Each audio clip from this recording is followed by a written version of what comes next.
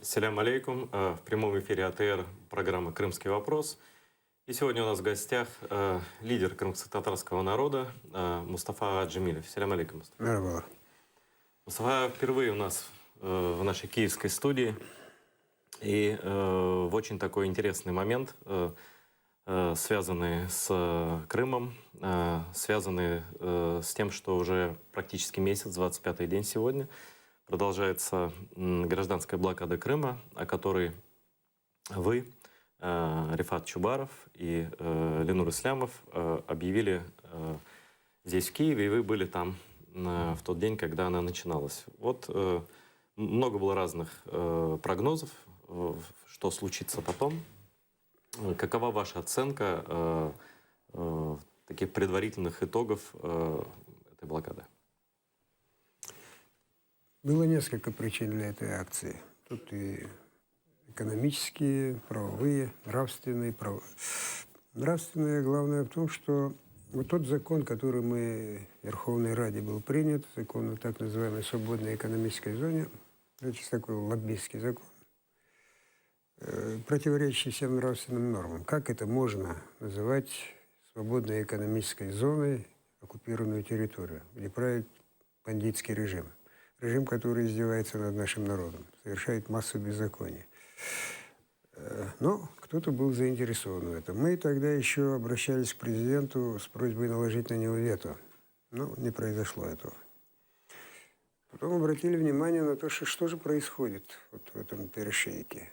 Вот эти массы грузовиков, фур, что они туда направляют и как это направляется. Обнаружили просто вопиющую такую вот коррупцию на границе.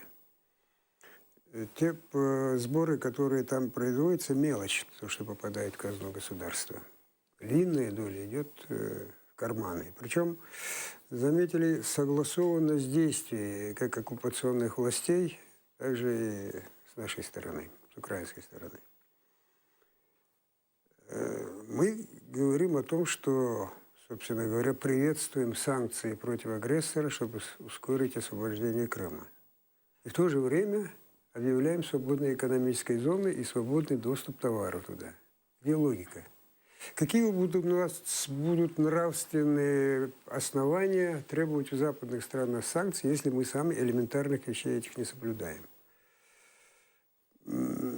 Все это, и самое главное для нас было то, что, несмотря на то, что огромный процент продовольствия, электроэнергии, воды, все поставляется с материковой части Украины, по отношению как к этническим украинцам, так и к коренному народу Крыма, крымским татарам, попросту скотская, бесчеловечная.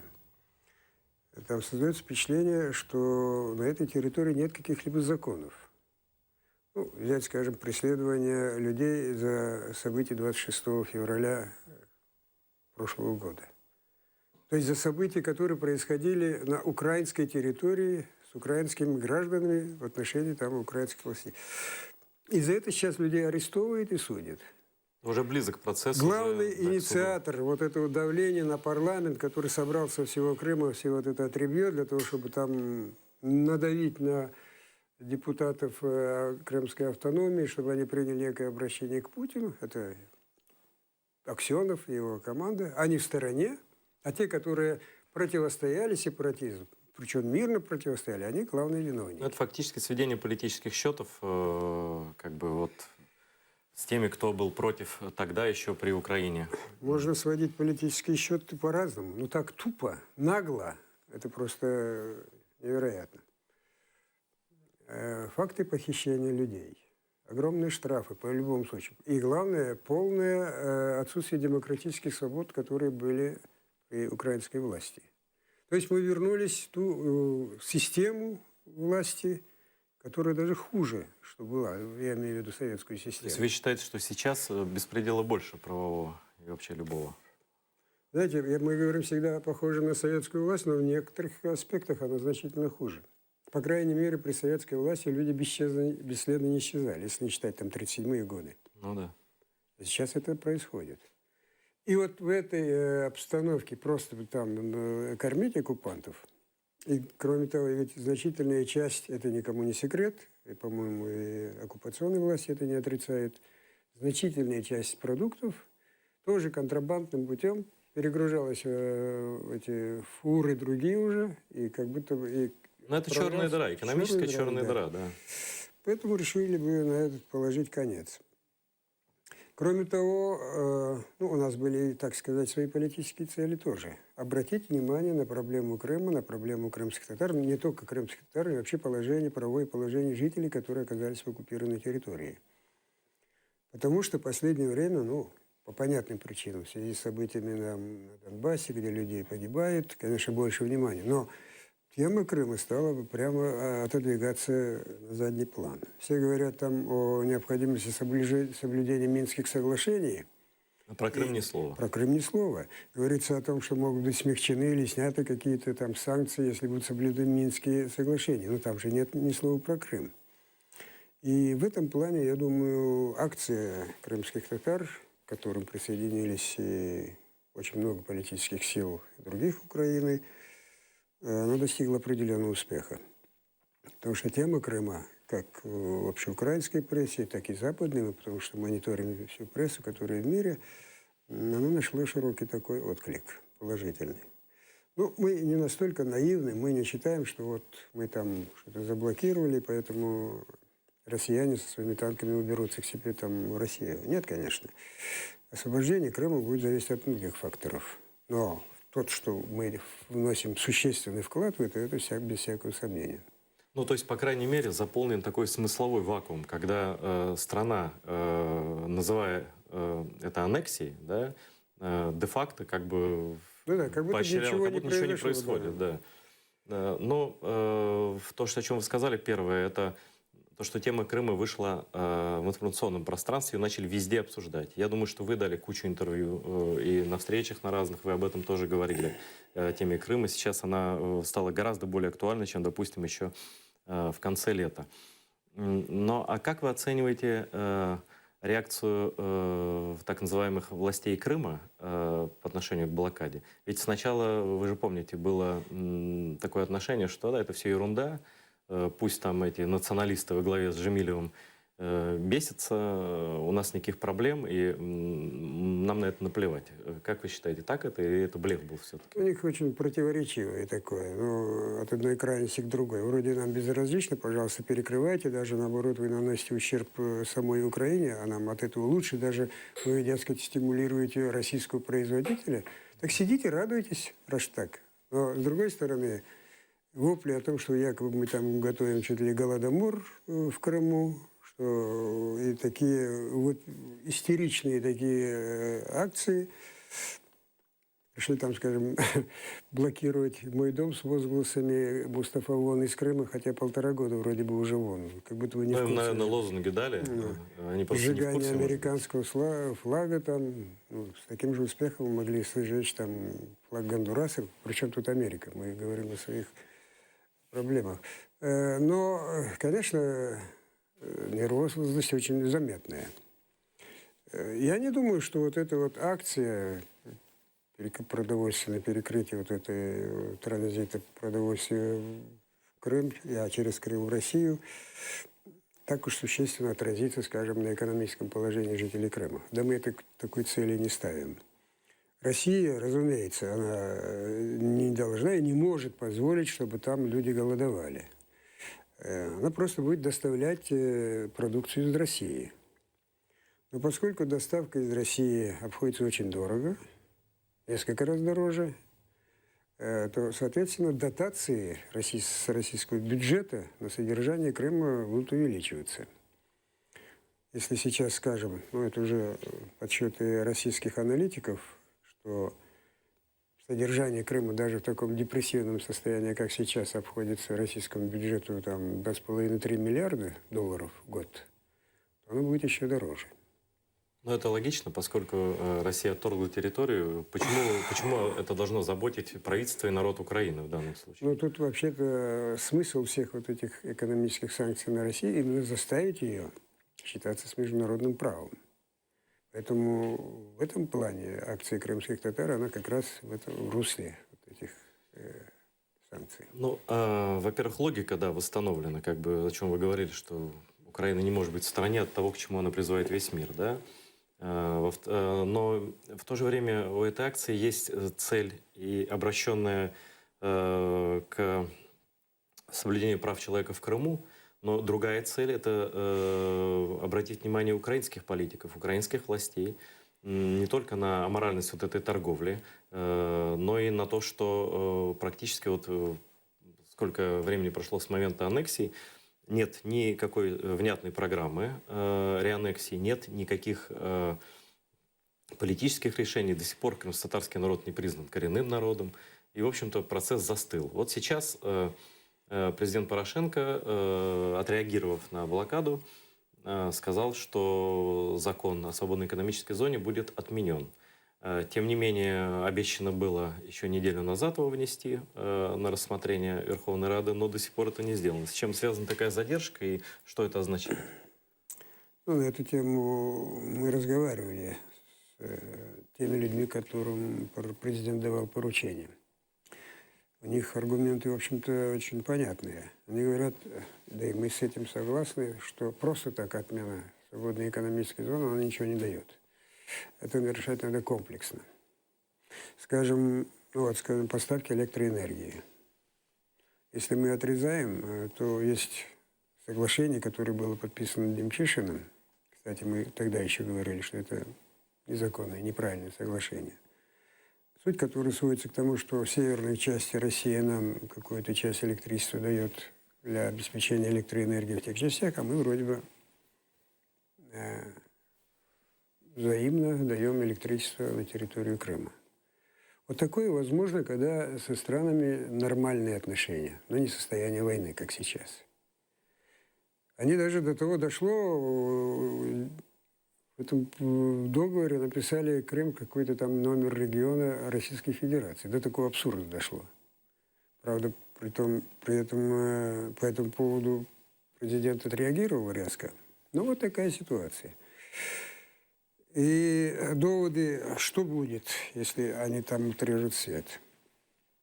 Мы говорим, а почему, собственно говоря, если наши граждане, которые верят, живут надеждой, что все-таки освободимся от оккупации, готовы претерпеть какие-то трудности, почему там не должны терпеть?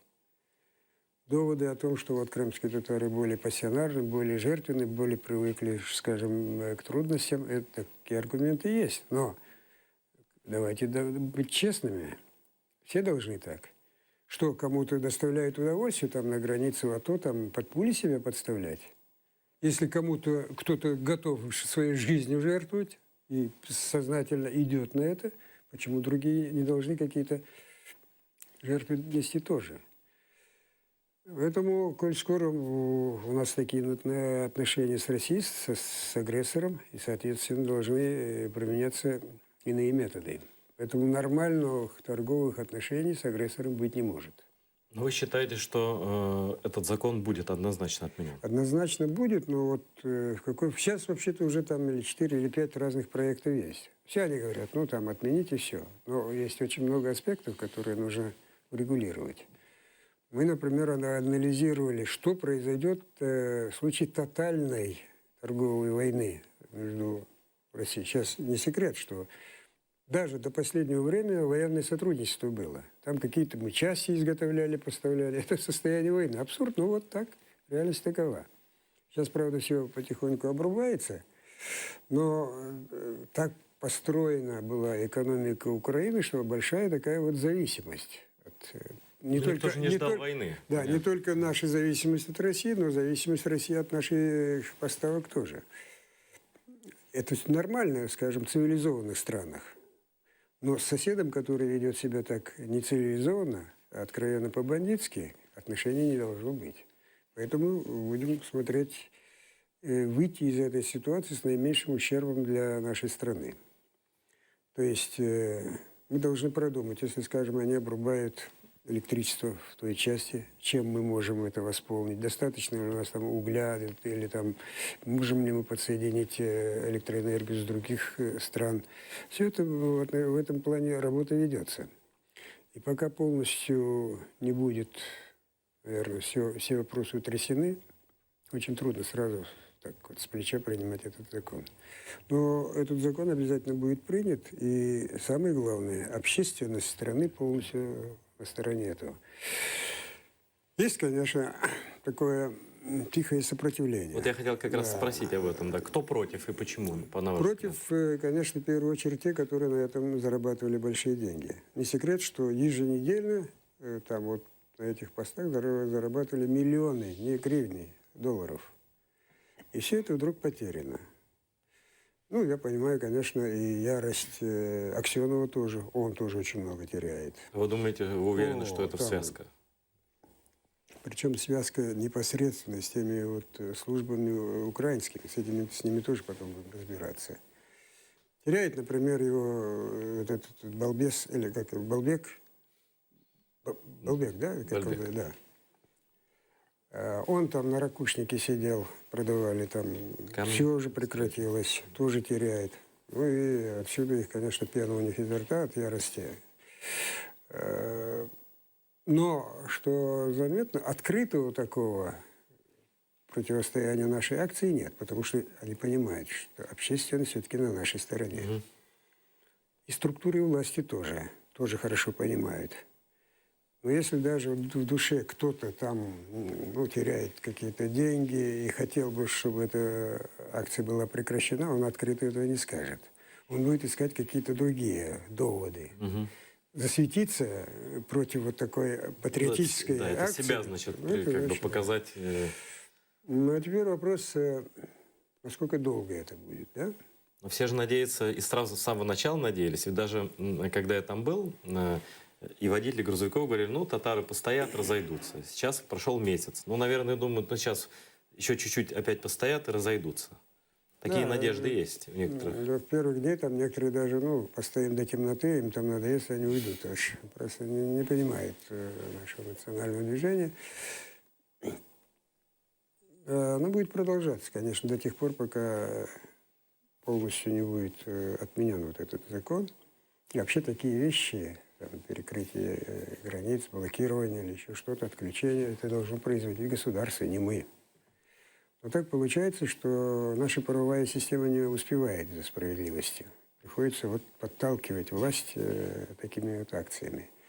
И, между прочим, и в кабинете министров, и в структурах президента, в службе безопасности, Министерство внутренних дел все прекрасно понимают стопроцентную нашу правоту. То есть вы, когда разговариваете, вы возражений не слышите? Никаких возражений. Единственное, что когда с президентом говорили, он говорит, мы вас понимаем. Ну, давайте так, чтобы там не было нарушений прав, чтобы не было беззаконий. Кое-каких там, скажем, наших союзников беспокоит, что там правый сектор, или там кого-то они расценивают как крайне националистических, хотя я не вижу у них там особо крайне националистических. Там больше подавляющее большинство это патриоты своей страны. Ну, может быть, с некоторыми их методами. Но не были согласен. инциденты, вот, Ну, которые инциденты- широкое получили огласку в интернете. Там, по-моему, 3 случая было, там связано с досмотром автомобилей. Вы, наверное, видели. Я этих сюжетов не видел, но я спрашивал у тех, как это все происходило.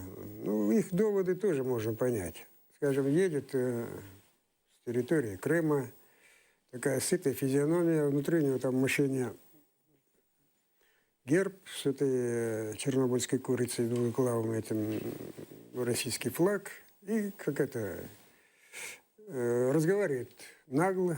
Хотя, конечно, это не основание для того, чтобы там его обыскивать. Но вы уже понимаете эмоции людей. Поэтому происходили такие инциденты. Но чтобы пресечь эти инциденты, конечно, нужно предпринимать меры.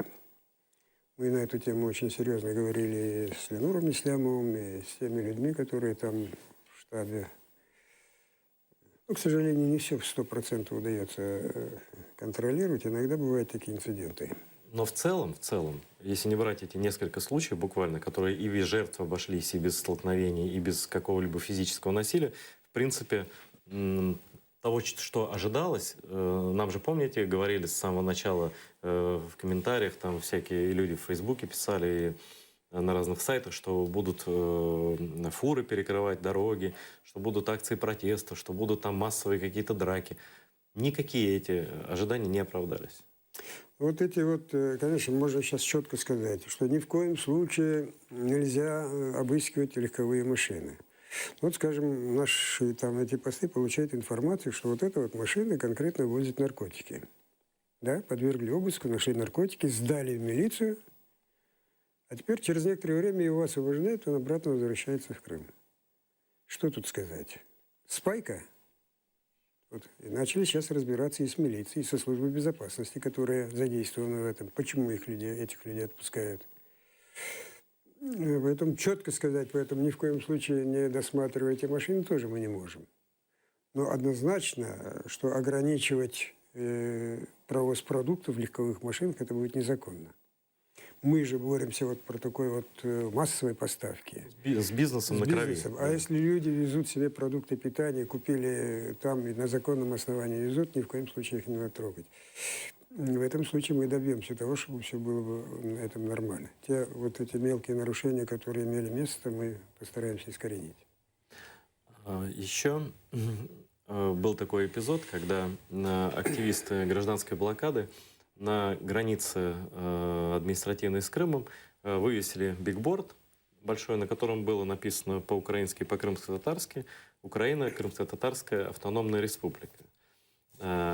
После чего уже здесь, в Киеве, был достаточно большой шум, связанный с тем, что многие выходцы из Крыма и политики, которые просто крымской темой занимаются, начали говорить, что вот крымские татары, они хотят автономию. Что это будет за автономия? Это что будут крымские татары в будущем претендуют руководить только как бы одни Крымом? Не будет ли это притеснение других народов и так далее? И я тогда отвечал, что еще случаев таких не было, чтобы крымские татары кого-то притесняли. И непонятно, откуда такие опасения берутся, но тем не менее. Мне кажется, что при обсуждении вот этого вопроса дальнейшей институализации крымско-татарской автономии в Крыму, все-таки ваше мнение как лидера народа и как диссидента, и как известного правозащитника и политика очень важно. Какой вы видите в будущем крымско-татарскую автономию? Как она может быть устроена, на ваш взгляд? Во-первых, вот этот билборд, который вывесили, Хошкель-Денис, автономная республика, Крымско-Татарская автономная республика, я серьезно вначале не придал, а воспринял это как шутку. Потому что как это может быть автономная республика на этом блокпосту? Ну, еще я в шутку ему говорю, ну, ты бы сказал бы хоть часть автономной республики Крымско-Татарской, да, имея в виду, что Крым все-таки, конечно же, освободится когда-то.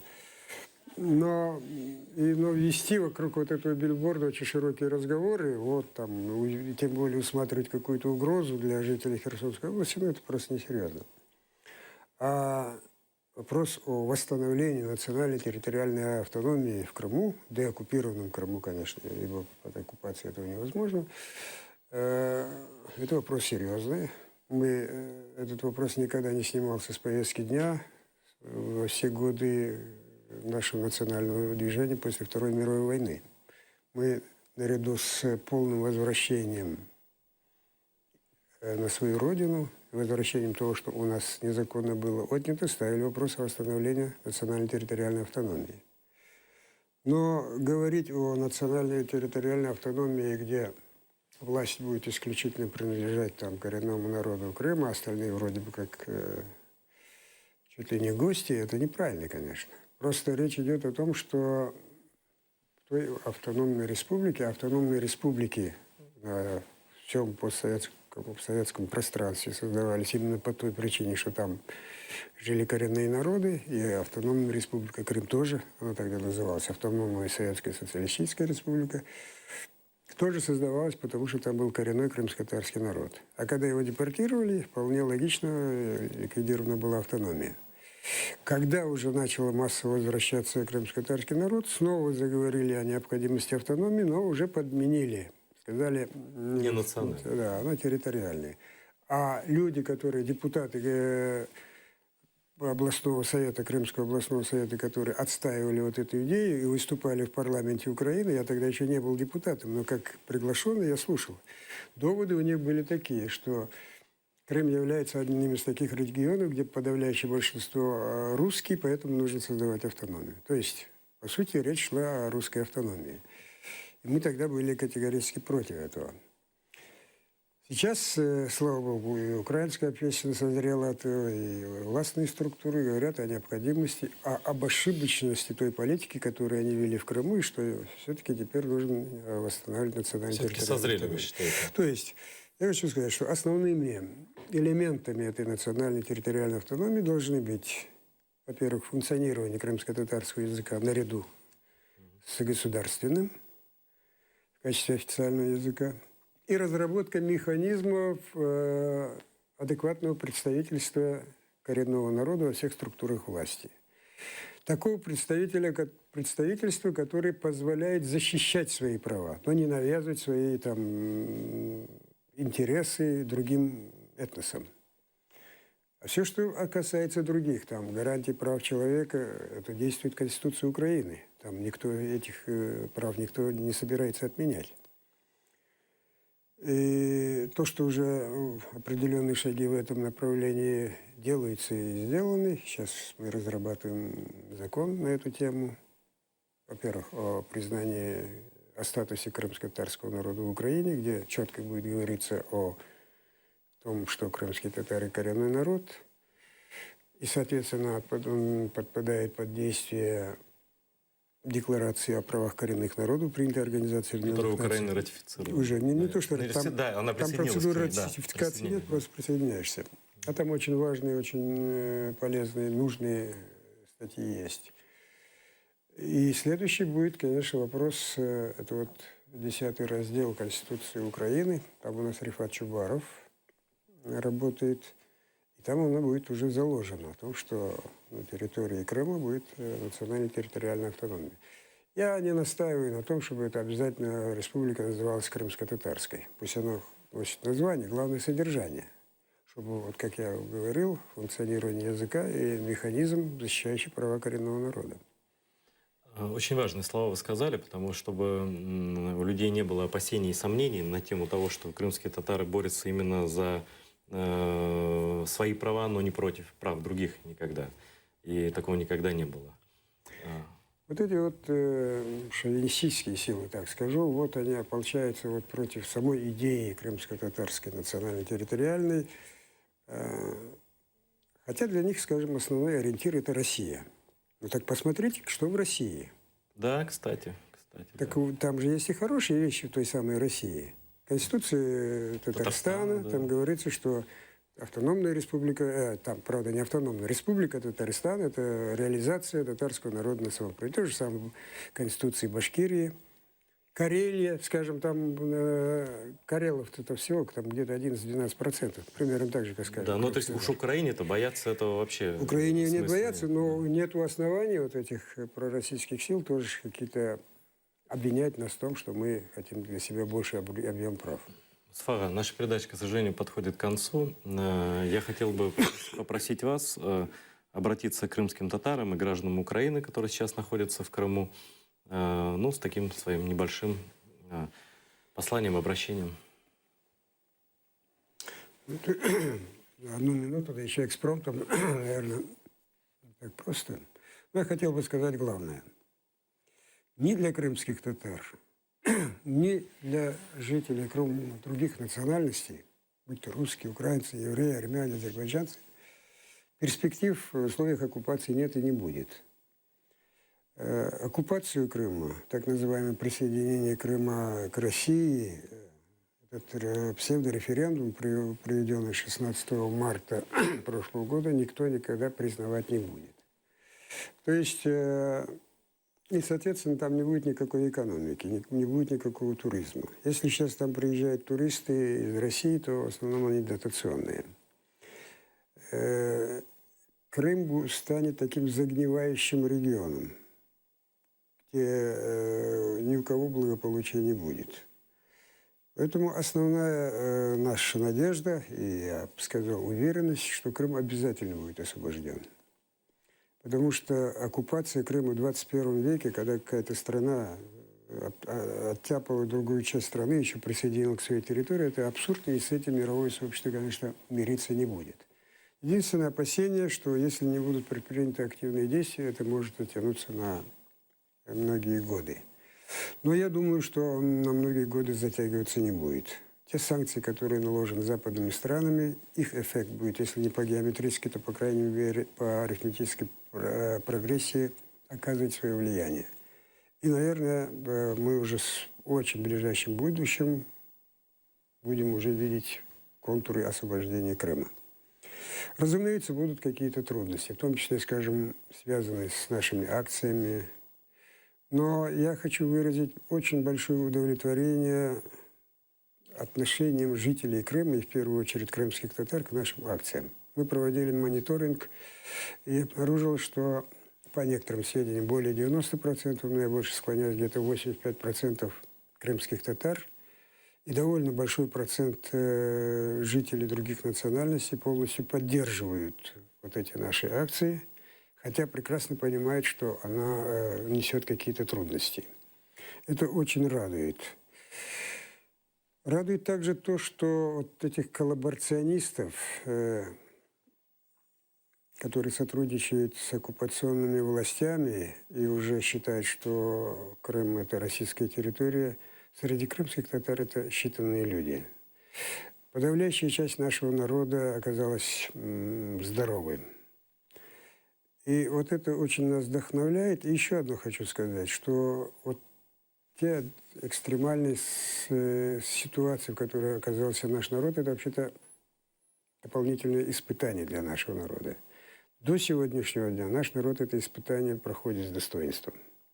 Я надеюсь, оно так и дальше будет. И я полон оптимизма, что Крым обязательно будет освобожден. По крайней мере, мы будем делать все от нас зависящее.